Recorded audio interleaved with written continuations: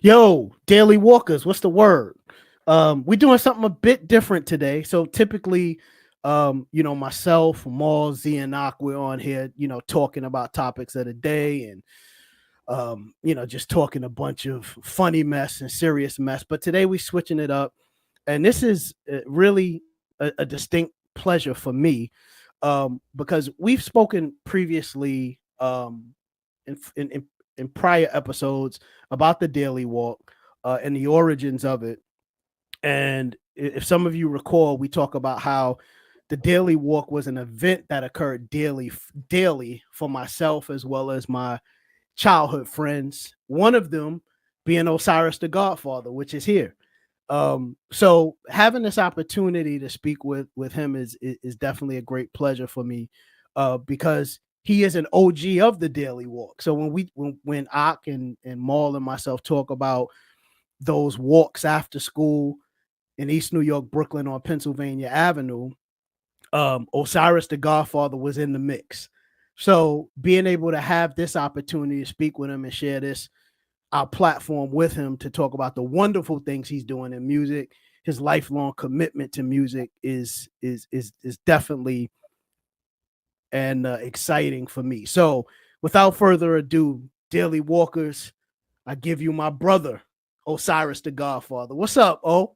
What's good? What's good? Peace and love, everyone. Peace and love. Yo, listen, man. I've been wanting to do this a long time with you. I've really, when we started this out, we figured that, listen, we had topics that we want to speak about, particularly from a Middle Ages perspective, but we also wanted to recognize the good things and the successes that our peers are having. So you are actually the first one for us to do this. So this is sort of a pilot for us, but it's appropriate, man, because I'm gonna tell you, I've been watching you move out in these streets like heavy for the past couple of years.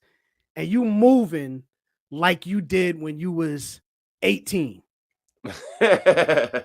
You know what I'm saying? And listen, I'm saying that to say I'm proud of you, and your commitment to your passion is remarkable. We had the good fortune to be born and raised in New York City and come up under the tutelage of hip hop culture. Um, and I was a fan since day one, but I was also fortunate enough to not just be a fan, but have friends that actually participated in it and contributed to the culture, particularly the lyricism side. And when I think about those people that are at the top of that ladder for me having personal friendships with, is because he's been doing this shit since, geez, and he's been nice with it since then. So Wu Thank always uses this metaphor about sharpening the sword. And if I can liken that to O's career, he's a Ginsu master. Like he's been sharpening his sword for that long. So, you know what I want to do? I want to start at the beginning, and I want to ask you this very, I guess perhaps a cliche question, but it's an appropriate one. Where did it start for you? How did you fall in love, and how did you develop this passion for music? you. To be quite honest with you, I fell in love with music through regular family life. My father used to wake me up to music. We used to clean to music in the home. We used to pretty much do everything to music. So it just became like music was like a therapeutic thing. It was more than just entertainment. It played along. It was like your sort of like your life's soundtrack. Definitely. Yeah. Definitely. And I agree to that because I was in the mix when your family was playing the music. I was there. So I recall that. Um but man, for as long as I could remember, um you've had this desire to be not just an MC but the very best MC. Cuz I remember hearing you just break out into freestyles. Like you know what I mean? Like I have those recollections. How was the draw for you to rap music or hip hop and that side of hip hop? Well, like every other street person, hip hop was the only thing that was talking about things in the streets. Yeah, There was no other music doing that. And because of that, and because pretty much we grew up in the streets, or should I say, I grew up in the streets, I was, it just had a certain magnetism to it because of yeah, that. You know what I'm yeah, saying? yeah, definitely, Yeah. definitely. That makes a lot of sense. Um, so as I'm progressing, I know I know that there was, around the way we had groups that you participated in, and then you were solo sometimes, and then you was Right. with groups. What was the best experience for you? Obviously, you doing solo stuff now, and we'll jump ahead to that. We'll get to that eventually. Right. But you played your role in those group joints. How was that experience for you? Um, yeah, it was both. I mean, it was fun, and then there were times where it wasn't fun. You know what I'm saying? Okay. Okay. Like, the creative process is always fun. Yeah. That part of doing music is awesome. It's like having a baby. It's when you're holding your little man or your little daughter for the first time. Yeah. That's what making music feels like. You know what I'm saying? Got it. I guess it feels like that for any type of creator, Yeah. painter, write someone who write books, whatever. It's all pretty much the same thing. Yeah. Um, so uh but then the other thing is, music and the audience can also do things like you have to be prepared for certain things if you're gonna do this as a profession. Yeah. um because the audience really tells you what's going on. A lot of people are not prepared for that. Yeah.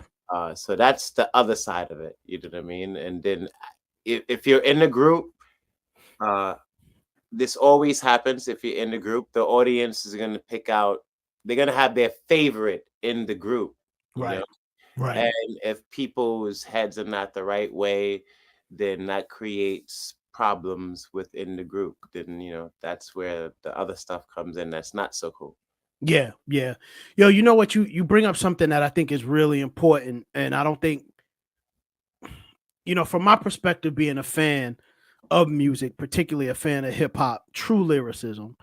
Um, I only know one side of the experience, and that's the fan side, right?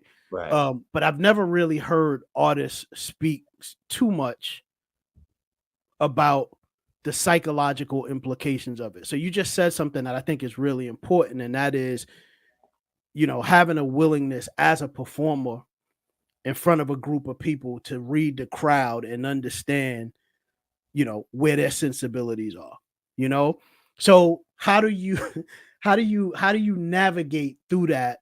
Or how have you navigated through that all these years doing performances in front of people? And perhaps some days you get up on stage and people are like, they're going crazy. They're just with it, and you got them hook, line, and sinker, right? And Right. then other days it's like, you know, yeah, I'm up here doing everything and I'm giving it my all, and there's no reciprocity in the energy. How does an artist deal with that?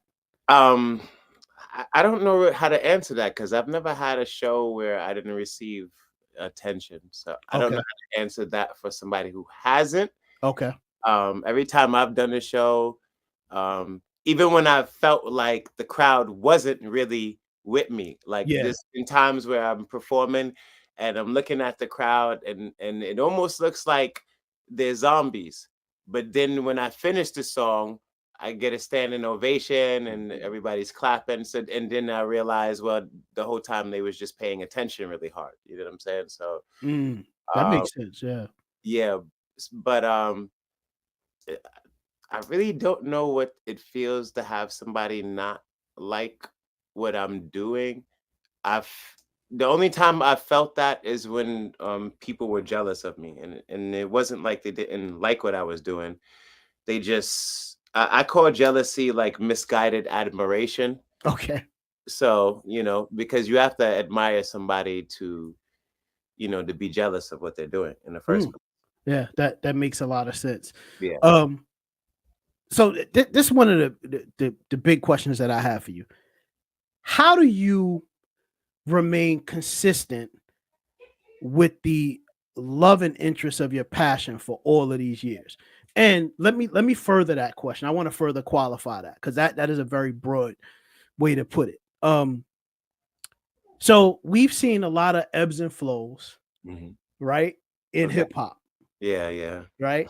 We arguably probably would say that our fondest era is the golden era, right? Because that was the years that we were probably in our formative years. The music or the lyrics that we were listening to coming from Wu Tang or Nas or uh, whoever else, right? Snoop, whatever, anybody, Ice Cube, or anybody else that are coming out at that time. Right. That's the time that the music definitely resonated with us because we were in our formative years. Hmm. But you, as an artist, you listening to the music that you like and that's resonating with you, but you're also writing your own stuff that is meaningful and a true and accurate representation of who you are as a person and your maturity, right? Right. How has that guided you and supported that passion all of these years? Um, Because listen, the truth is you've been right. doing this shit for a long time, keeping it a buck. Right. Right. You know what I mean? So how has it supported you? Because listen, a lot of people, they started out with us, and I'm talking about people that were lyricists Right. or in the industry, and that interest waned over the years, perhaps because of family responsibilities, life circumstances, Right. flat out interest change, they shift, pivot, right? Right. But how has it sustained you for all of these years? I can break that down simply into saying some people are meant to do it. Yeah. Yeah. I just feel like I've always been meant to do this.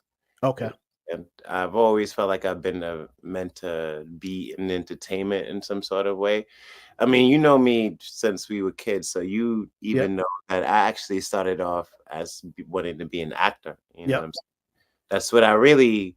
That was my first love, acting. Movies and all of that other stuff. You already know. Absolutely. And Absolutely. the shift to music was really more of a therapeutic thing. At first, I just enjoyed, you know, I've always enjoyed writing. Hmm. Quite honest with you, I've Yeah. had a love for writing since I was a kid. Yeah. Writing all different types of stuff, from movies to books to poems, and then eventually songs. Um, so, um, you know, it for me, like, what makes me keep going with it is just genuine love. Love Yeah. doesn't actually fade. That's In true. my opinion, genuine love doesn't fade. That's the truth. That's the truth. And I think also too, to your point, man, um, the things that you're interested in, the things that you're passionate about just become, you doing them and participating in them just become second nature. Yeah. You know what I mean? It's like it, and it never feels like a job, and the inclination to do it is always effortless. Also, I Mhm. gotta tell you, Yeah, if you're receiving attention for it, that keeps you going too. You that's know what I'm true. saying? Like, every time I let somebody hear something, or I you know, uh, promote my stuff in some sort of way, people let me know I should be doing this, and Yeah. so it encouraged you to keep going. You know what I mean? Definitely, definitely, definitely. No, I get it, man. I get it. So I want to skip ahead just a little bit. I've been seeing a lot of videos, right, that you're posting. I know you're real active on the Right. social media side, Okay.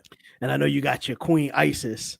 She's Yeah. heading a lot of that stuff up, where she does a wonderful job. Shout out to Isis. Yes. Shout out to ISIS. Shout out to ISIS. People are delusional if they think it doesn't matter what the industry is. You're delusional if you think that you could, if you're an island and you're gonna have success Yeah. as an island. It That's just not. doesn't work that way. Yeah. It doesn't work. You need a team. I'm gonna let people know something right now. Like, you Yeah, need a team. There's nobody who's there's no I success story. Every yeah, success story has a we in it, and pretty much you need people who have faith in you, number one, the type of faith that people have in God. I'm not gonna lie to you. Like the type of faith people have in God, they need to have that type of faith in what you're doing. Yeah. Yeah. If they're not, they don't have that type of faith in what you're doing, you need to go find somebody who Yeah. does. Yeah. Yeah. You need people that have religion Yeah. over what you're doing.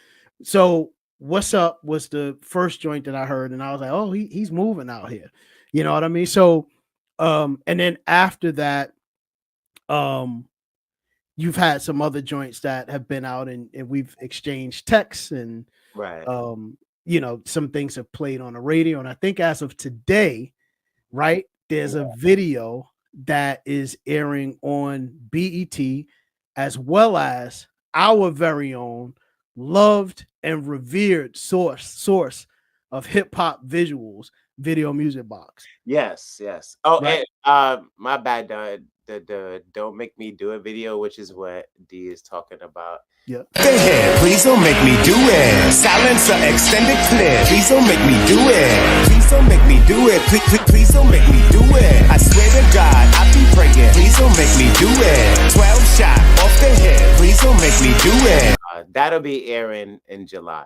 Oh, it's in July. Okay. Yeah, in July. And Video Music Box, yes, it'll be playing this week and for a little while. He'll around.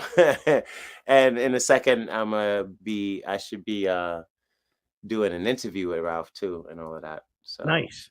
Mhm. So one of the things that I've heard you speak about, and I think it's worth noting and worth getting into, as we sort of double back just a little bit on the psychology of it all and the psychological implications, is I've heard you say in one of your lyrics one time that the clothing that you wear and the colorful clothing that you wear is a representation of your style or who you are as a person. And I know I'm paraphrasing, I'm not saying that verbatim. Right. I want to talk a little bit about that because one of the things that's really eye-catching about you is not just your lyrical acumen, but it's your style of dress too. It's very colorful. You know what I mean? Yes. I do that on purpose. I like Ties into Osiris the Godfather. mhm. I do that on purpose. I like colors. Bright colors make you feel good. It has a good vibration. You know what I'm saying? Yeah. I'm probably going over some people's head when I say that because that's a Yeah. spiritual thing, but Yep. they have good frequencies, and dark colors have like low frequencies. I like being on a high vibration, like the vibration of love and peace and happiness. Got So it. I like colors that go along with that. You know what I mean? That's what's up. That's what's up. Cool. Cool. Very nice. Very nice. Um, what what's the status of, because I've been seeing, this is how I really got reconnected back with what you were doing. Um, I have to commend you. I'm gonna step away a little bit from the music.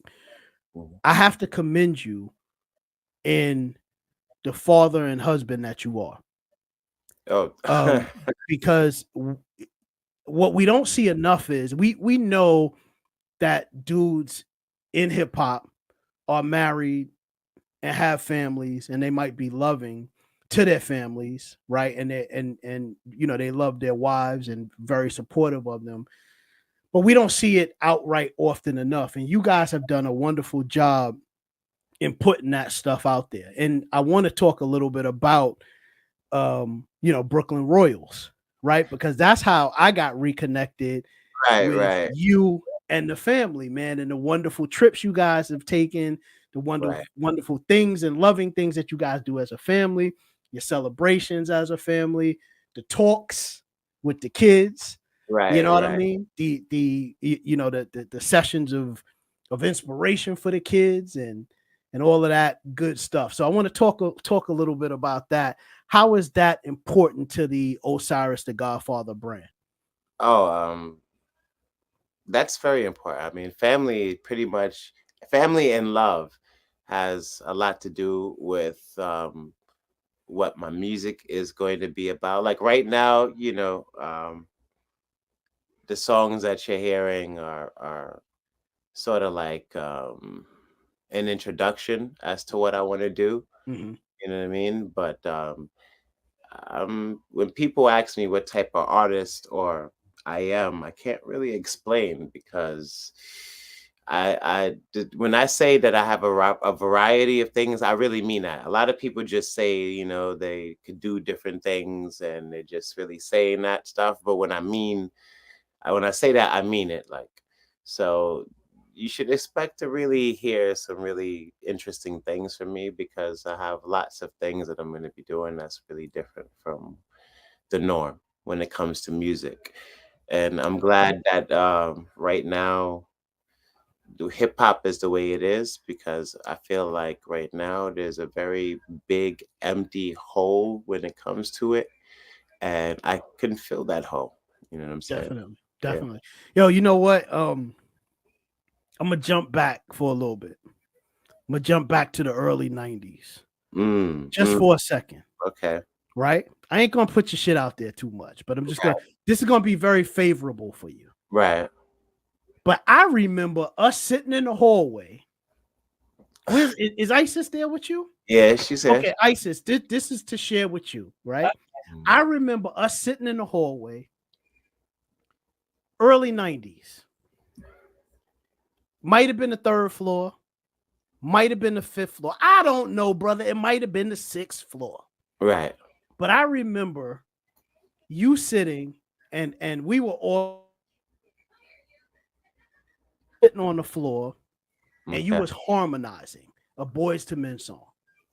Oh, okay. Yeah. And we was like, what is this dude doing? But I got it because I was always a bit keen on what my friends were doing, the different skill sets and the, you know, the various talents that they had. I was like, that brother harmonizing because he's not singular in anything that he does. He sings as well.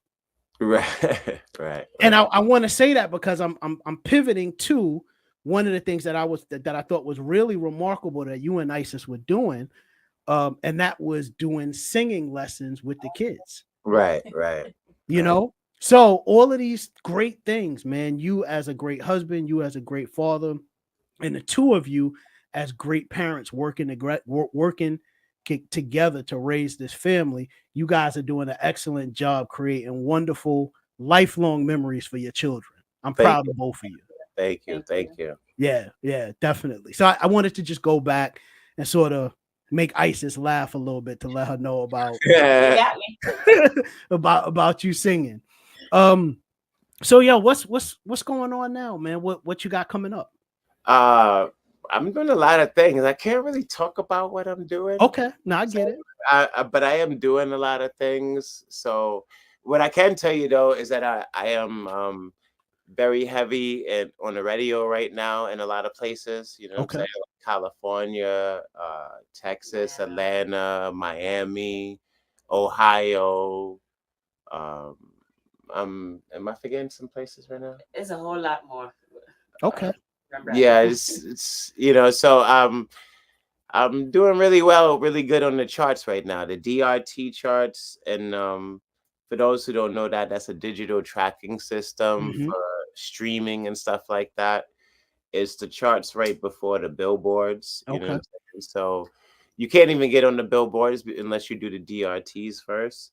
Okay. So right now, I'm doing pretty good nationally. I was the last time I checked 72 nationally. Okay, that's what's up. Yeah. So and I'm just curious. I like to be able to give true context for everybody as well as myself.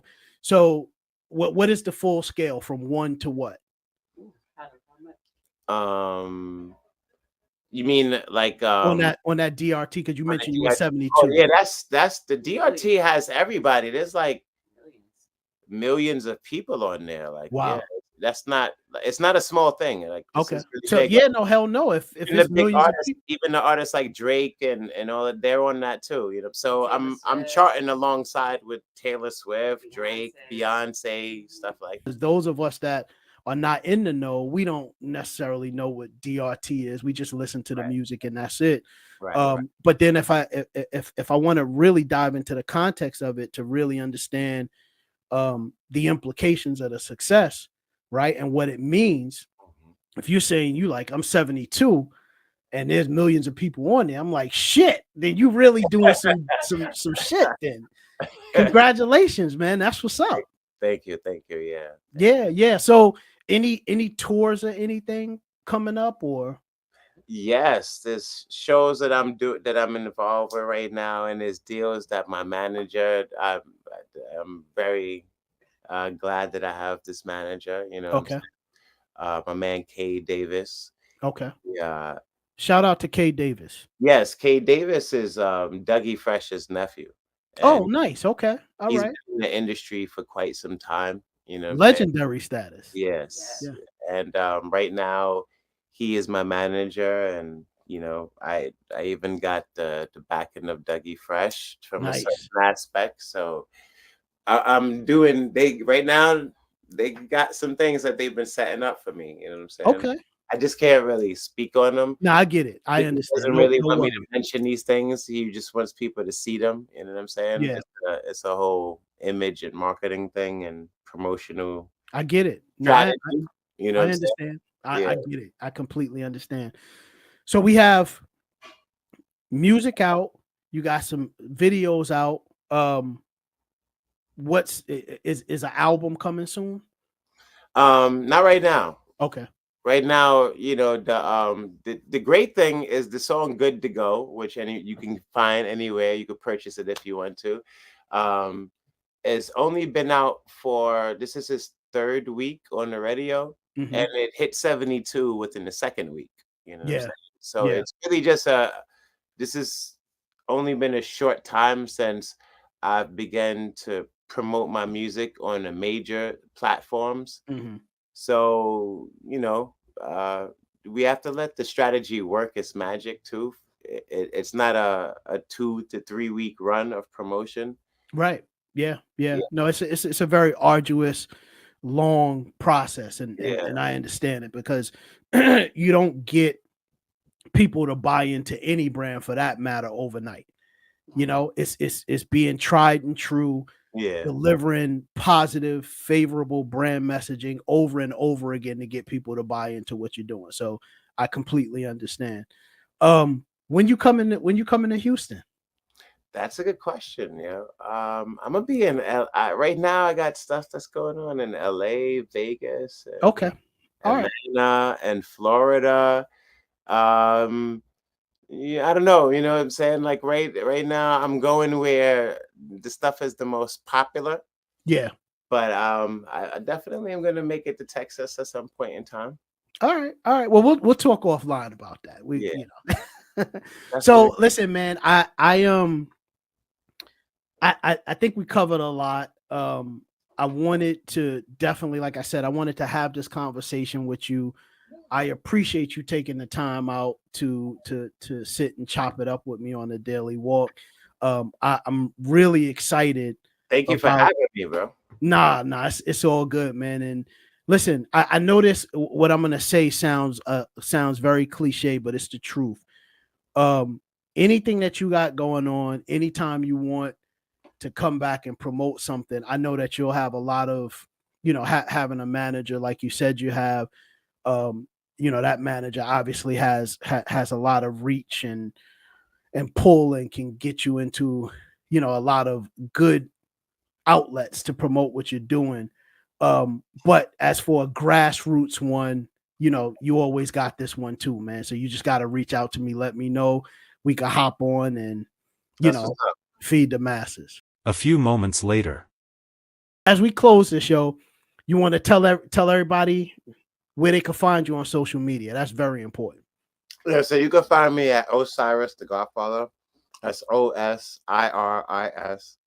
The Godfather on Instagram, TikTok, YouTube. And plus you can find my music anywhere, Spotify, Apple Music, Google, all of that. Like Tidal, anywhere. You can purchase it anywhere also. Yeah. And I can say that everything that has dropped, I have it in my playlist. Oh, good looking. So listen, man, I'm gonna let you go. It's been a pleasure. It's always nice connecting with you, good brother, and No and I doubt. wish you and Isis all the best, man. It's good seeing you, brother. Good seeing you too, bro. Good seeing you. That's what's All up. right, all right. The Daily Walkers, another great episode. The Daily Walk Show. Talk to you soon. Be back later. Peace. Peace.